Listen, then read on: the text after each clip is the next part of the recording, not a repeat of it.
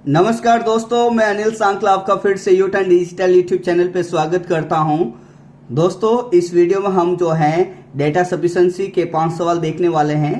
मैं आपको बता देता हूं कि इनको कैसे सॉल्व किए जाते हैं। आपके पास में एक सवाल पूछा जाएगा और उसके नीचे 2 स्टेटमेंट गिवन होंगे। आपको ये पता लगाना है कि जो सवाल गिवन है उसका आंसर जो है नीचे दो स्टेटमेंट है उसका उपयोग करके आप आंसर दे पाते कि नहीं दे पाते। दोस्तों, यदि आपके पास में जो स्टेटमेंट पहला है यदि आप उसी से आंसर निकाल देते हैं और सेकंड की जरूरत नहीं पड़ती है तो आप इसमें ए विकल्प लगाएंगे, क्योंकि ए में लिखा है कि यदि कथन फर्स्ट में दी गई जानकारी अकेले पर्सन का उत्तर देने के लिए पर्याप्त हो, जबकि सेकंड में दी गई जानकारी पर्सन उत्तर का यहाँ पर पर्याप्त नहीं हो, तो आपको ए लगाना है। स्टेटमेंट सेकंड को जब आप चेक करते हैं और सेकंड अकेला ही उस सवाल को सॉल्व करता है और पहले की आपको जरूरत नहीं पड़ती, तो यहां पर आप बी विकल्प लगाएंगे। वैसे यदि आपका पहला भी आप सॉल्व करते हैं और आंसर कंफर्म दे देता है और सेकंड विकल्प भी आपका आंसर कंफर्म दे देता है तो उसमें आप फिर सी लगाएंगे। लेकिन यदि आप पहले का इस्तेमाल करते हैं और वो आंसर नहीं दे पाता, सेकंड का भी इस्तेमाल करते हैं और वो भी आंसर नहीं दे पाता, और जब दोनों को मिलाते हैं इंफॉर्मेशन को बोथ टुगेदर और वो भी आंसर नहीं दे पाती सिचुएशन, तो आप डी लगाएंगे। और यदि पहला और दूसरा दोनों को मिला के कंबाइंड करके इंफॉर्मेशन को और फिर आंसर लगाते हैं, यदि दोनों कथन फर्स्ट एंड सेकंड एक साथ पर्सन का उत्तर देने के लिए आवश्यक हो। एक साथ का मतलब होता है दोस्तों both together. First statement and second statement दोनों को लेते हो और मिला के आंसर यदि उसका निकलता है तो आप ई लगाएंगे। तो ये तो रही दोस्तों विकल्प की बात। अब हम आगे बढ़ेंगे और इन्हीं विकल्पों को मैं आपको क्वेश्चन के माध्यम से समझाने वाला हूं, जिसमें पहला सवाल आपके सामने ये रहा। दोस्तों, ये पहला सवाल है और मैं आपको बता दूं कि डेटा सफिशिएंसी में सबसे इंपॉर्टेंट होता है कि आंसर कैसे निकालना है, किस तरह से आंसर आएगा। आंसर आपको कंफर्म नहीं बताना है। जैसे कि यहाँ पर जो पहला सवाल है वो इक्वलिटी एंड इनइक्वलिटी का है। तो दोस्तों, इक्वलिटी एंड इनइक्वलिटी में आपने ये कॉन्सेप्ट पढ़ा होगा कि ग्रेटर देन इक्वल्स टू, तो ये आपको इस समीकरण को सॉल्व करना है। तो दोस्तों, पहला सवाल आपके सामने है और इसने बोला कि ए एस से किस प्रकार संबंधित है। इसका मतलब आपको ए और एस के बीच में रिश्ता बताना है। तो दोस्तों, आपको केवल जो है पहला स्टेटमेंट लेना है और देखते हैं कि ए और एस में आप रिलेशन फाइंड आउट कर पाते कि नहीं। तो दोस्तों, पहले स्टेटमेंट को जब आप लोगे तो इसमें एस के बारे में तो लिखा हुआ है लेकिन ए के बारे में नहीं लिखा हुआ है। तो पहला जब आप इंफॉर्मेशन को लोगे तो ये सफिशिएंट नहीं होगी इस सवाल का आंसर देने के लिए। आगे जब आप सेकंड इंफॉर्मेशन को लेंगे दोस्तों, उस वक्त ध्यान रखें कि आप पहले इंफॉर्मेशन को नहीं देखें। तो पहले इंफॉर्मेशन को मैंने हटा दिया है, अब सिर्फ सेकंड इंफॉर्मेशन को देखना है। जब मैंने सेकंड इंफॉर्मेशन को देखा दोस्तों, तो इसमें सिर्फ ए के लिए बात हुई है लेकिन एस के लिए बात नहीं हुई। तो सेकंड अलोन जो है आपका सफिशिएंट नहीं होगी इंफॉर्मेशन। फर्स्ट अलोन सफिशिएंट नहीं क्योंकि ए की कमी है, और सेकंड अलोन सफिशिएंट नहीं क्योंकि इसमें एस की कमी है। तो अब हम जब इन दोनों को यहाँ पर मिलाएंगे फर्स्ट एंड सेकंड, तो आपको पता चलेगा कि इन दोनों को मिलाने के लिए एक पॉइंट यहाँ पर टी आया है। फर्स्ट से हमने एस और टी को देखा और सेकंड से टी ग्रेटर देन बी ये देखा एंड बी इक्वल टू ए देखा। तो दोस्तों, first alone and second alone sufficient नहीं थे, लेकिन जब दोनों को यहां पर मिलाया तो एस और ए के बीच में एक रिश्ता सेट हुआ, एस इज ग्रेटर देन ए। अब रिश्ता क्या है ये पूछा तो है, लेकिन यहां पर आपका आंसर एस ग्रेटर देन ए नहीं होगा। आपका आंसर होगा कि ये रिश्ता कैसे आया। ये रिश्ता आया दोस्तों फर्स्ट एंड सेकंड दोनों को मिलाने से। इसका मतलब इसमें जो आंसर होगा वो आपका ई विकल्प होगा। ई विकल्प में लिखा था कि आप ई को कब लगाएं, यदि दोनों कथन फर्स्ट और कथन सेकंड एक साथ जो है पर्सन का उत्तर देने के लिए आवश्यक हो। तो दोस्तों, यहां पर first and second both together दोनों को जब मैंने साथ साथ में लिया तो इसका आंसर निकला है। तो दोस्तों, डाटा सफिशिएंसी बस इतना बताना है तो सिर्फ ये आंसर है।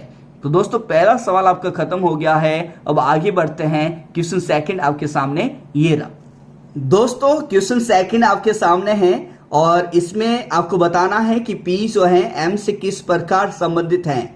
मतलब P और M के बीच का रिश्ता बताना है।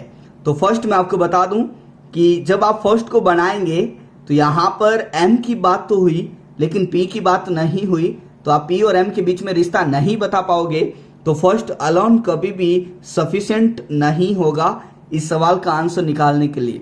लेकिन जब आप सेकंड यहां पर स्टेटमेंट को लोगे तो यहां पर फिर से मैं बता दूं कि सेकंड भी इस सवाल का आंसर नहीं दे पाएगा, क्योंकि इसमें सेकंड में पी की बात तो हुई है लेकिन एम की बात नहीं हुई है।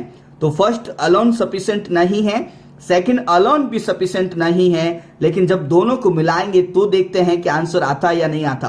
तो दोस्तों दोनों को मिलाने वाले हैं। पहले हम बोला कि क्यू जो है एम की डॉटर इन लॉ है। दोस्तों क्यू अगर एम की डॉटर इन लॉ है तो क्यू फीमेल हुई है और एम की डॉटर इन लॉ है, इसका मतलब एम के बेटे के साथ में यहां पर क्यू की शादी हुई है। आगे इसने बोला जो आया है दोस्तों एम के लिए, और एम जो है एस का पुत्र है, ये यहां पर बताया गया है। तो दोस्तों फर्स्ट को मैंने बनाया तो आपके सामने ये बना है। अब मैं सेकंड यहां पर बनाऊंगा और कंबाइन करूंगा।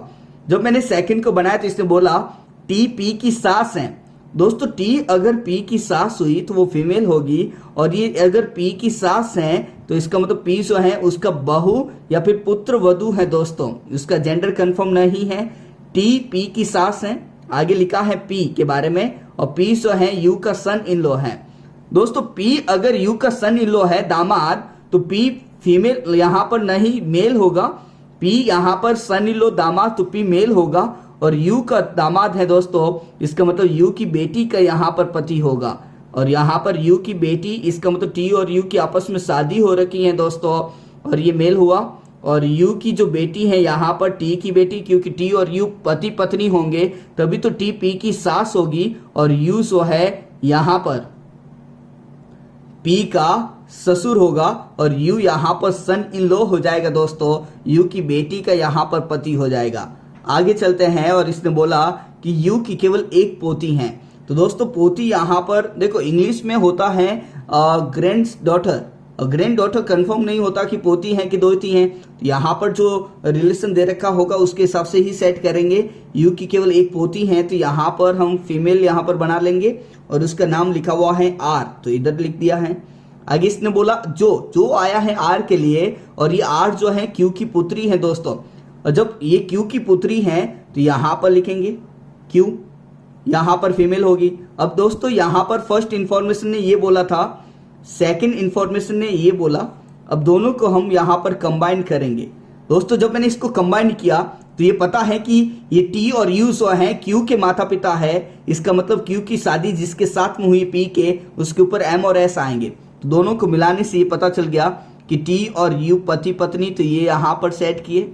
उसकी एक बेटी क्यू यहां पर फीमेल, और उसकी शादी पी के साथ में हुई है, और क्यू के नीचे आर यहां पर फीमेल होगी।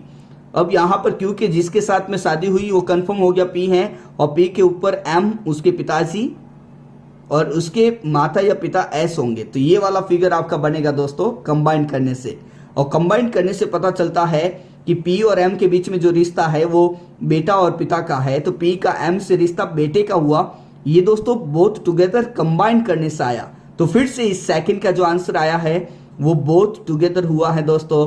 बोथ टुगेदर का मतलब दोनों को मिलाने से आंसर आया है। तो दोस्तों इसमें भी जो आपका आंसर होगा वो आपका ई विकल्प होगा। अब आगे बढ़ते हैं, क्वेश्चन तीसरा आपके सामने ये रहा। दोस्तों यहां पर जो तीसरा सवाल है इसमें बोला कि ABCDEF इन 6 व्यक्तियों में से सबसे छोटा कौन है। तो दोस्तों सबसे छोटा मतलब जो सबसे नीचे होगा। तो यहां पर पहले स्टेटमेंट को बना के सॉल्व करते हैं। जब पहले को बनाया तो इसने बोला कि डी और सी जो हैं ए से लंबे हैं। तो दोस्तों यहां पर मैं लिखूंगा डी यहां पर, सी यहां पर, ये दोनों जो हैं ए से लंबे हैं तो ए के ऊपर रखा। लेकिन डी और सी ए से लंबे तो है, लेकिन इसका एक और केस हो सकता है ये वाला दोस्तों। तो ये वाला पॉइंट सेट हो गया। इसने बोला लेकिन दोनों एफ से छोटे हैं। डी और सी ए से लंबे तो है, लेकिन इसने बोला दोनों, इसका मतलब डी और सी की बात हुई है। डी और सी जो है एफ से छोटे हैं तो यहाँ पर एफ आएगा। तो ये वाला पॉइंट आपका सेट हो गया। इसने बोला बी जो है ई से लंबा है। दोस्तों बी अगर ई से लंबा है तो बी को कहीं हम ऊपर रखेंगे। अब यहाँ पर ये दो केस बनाए दोस्तों पहले में, और इस पहले केस में बी और ई को यहाँ पर कहाँ रखें। बी और ई इधर भी सेट हो सकता है, इधर भी, इधर भी, इधर भी। तो ये कोई फिक्स पॉइंट नहीं आया, इसका मतलब पहले से आपकी इंफॉर्मेशन अधूरी लगती है तो इसका कंफर्म आंसर आएगा नहीं। तो दोस्तों अब हम सेकंड से सॉल्व करते हैं। सेकंड में लिखा है कि f e से छोटा है। दोस्तों f अगर e से छोटा है तो e के नीचे लिखेंगे, लेकिन इसने बोला कि b और d से लंबा है। f e से छोटा तो f को e के नीचे लिखा, लेकिन आया है दोस्तों f के लिए f b और d से लंबा है। तो दोस्तों पहला केस आपका ये बनेगा b और d से लंबा, और दूसरा केस आपका जो है f के लिए वो b और d से लंबा ऐसे बनेगा।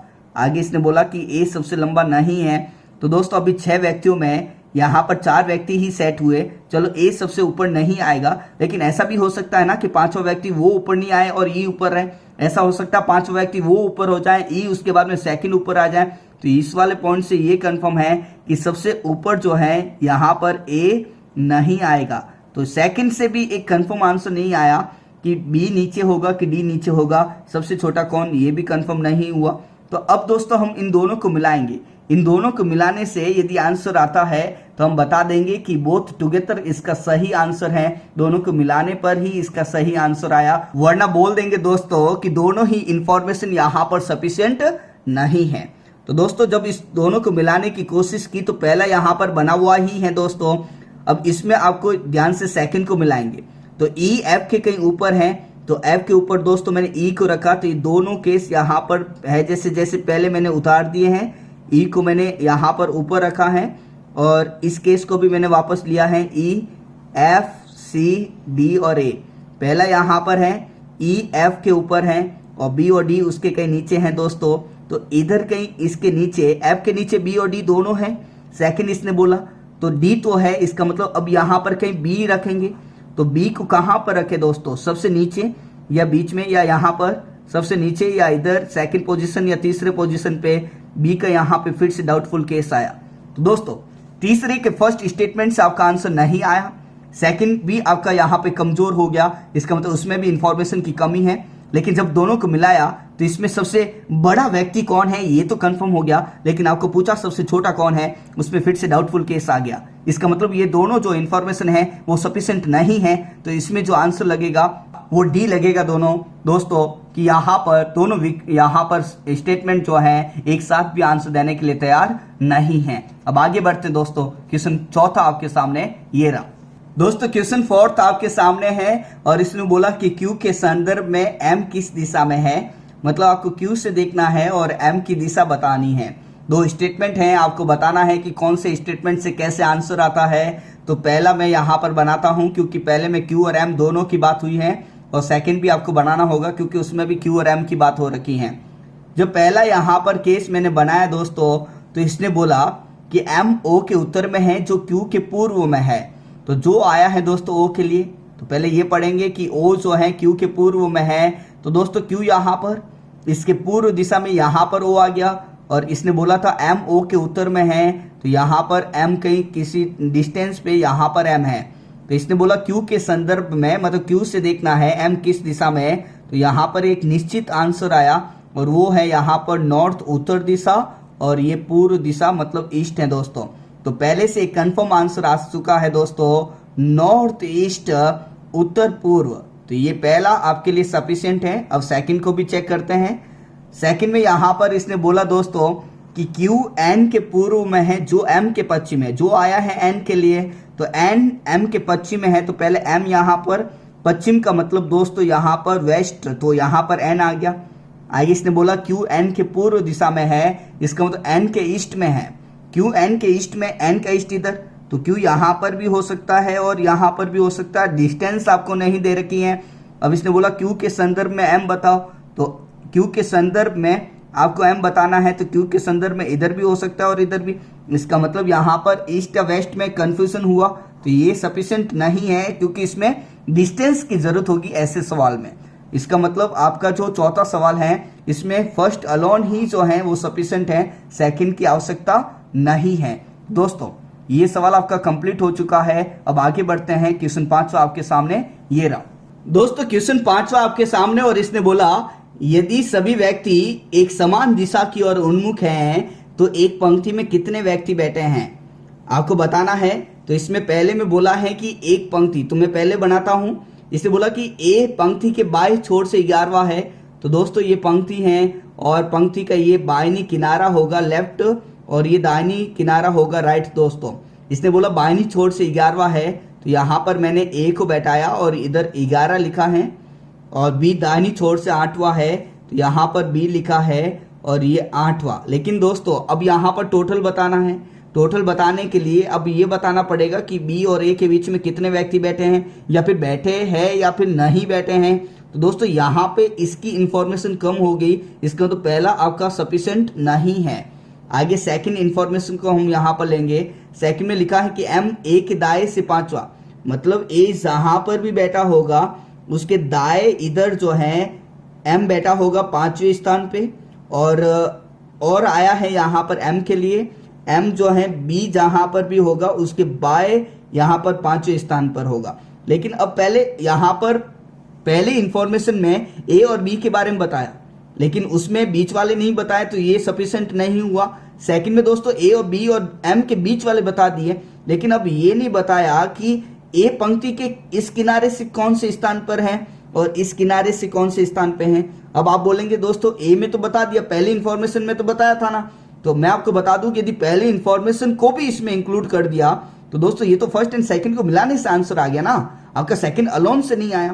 तो आप जब फर्स्ट को सॉल्व करें तो सेकंड की हेल्प नहीं लेंगे, और सेकंड को सॉल्व करें तो फर्स्ट की हेल्प नहीं लेंगे। इसका मतलब ये वाली इंफॉर्मेशन में कमी होगी। अब दोनों को मिलाएंगे दोस्तों तो आपके पास में एक कंफर्म यहाँ पर सिचुएशन बनेगी। तो दोस्तों दोनों को मिलाने से ये कंफर्म फिगर ऐसा बनेगा, जिसमें ए जो है लेफ्ट से 11 होगा और बी जो है यहाँ से 8वें स्थान पे होगा, और एम जो है इनके बीच में होगा, और एम ए के दाहिनी ओर 5वां हो गया और बी के बायनी ओर भी 5वां हो गया, और ये बायनी किनारा हो गया दोस्तों, और ये दाहिनी किनारा, ये पंक्ति बनेगी। और इस पंक्ति में मैं आपको टोटल भी बता देता हूं कि कितना होगा, लेकिन आपको टोटल निकालने की जरूरत नहीं है, आंसर कंफर्म आएगा। लेकिन फिर भी जो व्यक्ति जहां बैठा एक सीट दे दो। तो ये ए है, ये एम है और ये बी है। ये 8वीं पोजीशन तो ये 7 हुआ, ये 5वीं पोजीशन एम की इधर से तो ये 4, और इधर से भी 5वीं तो इधर ये 4, क्योंकि 5वां एम है तो एक सीट दे चुके हैं तो 4 ही बचे, और ये 11 है तो 10। दोस्तों जब आप इसको गिनोगे तो आपके पास में टोटल आ जाएगा, तो 7, 8, 9 और 10, और 10 20 और 8 28 होगा दोस्तों टोटल। लेकिन आपको टोटल नहीं बताना है, आपको तो बस ये बताना है कि आप टोटल निकाल पाते हो या नहीं। कैसे निकाला? फर्स्ट अलोन सफिशिएंट नहीं, सेकंड अलोन सफिशिएंट नहीं, लेकिन जब दोनों को मिलाया तो आपका एक कंफर्म आंसर आया। इसका मतलब इस सवाल का जो आंसर आएगा वो बोथ टुगेदर से आएगा दोस्तों। बोथ टुगेदर का मतलब है दोनों को मिलाने से आंसर आएगा। तो इस 5वें का भी जो आंसर हुआ है वो आपका ई विकल्प हुआ। आई होप कि डेटा सफिशिएंसी आपको समझ में आई होगी कि ये क्या होता है, इसको कैसे सॉल्व करते हैं। इसका एक्चुअल आंसर आपको नहीं चाहिए, बस एक्चुअल आंसर कंफर्म आंसर कैसे आता है बस उसी को बताना है कि ये आपने कैसे निकाला है। तो दोस्तों इस वीडियो को आप अपने सभी दोस्तों के साथ में शेयर करें और वीडियो को लाइक करना नहीं भूलें। Thank you so much.